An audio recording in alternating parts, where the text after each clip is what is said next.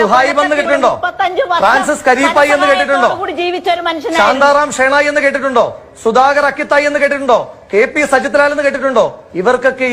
ഇവർക്കൊക്കെയും കുടുംബം ഉണ്ടായിരുന്നു സീന മാഡം. എനിക്ക് നിങ്ങളോട് വലിയ ബഹുമാനം തോന്നിയേനെ.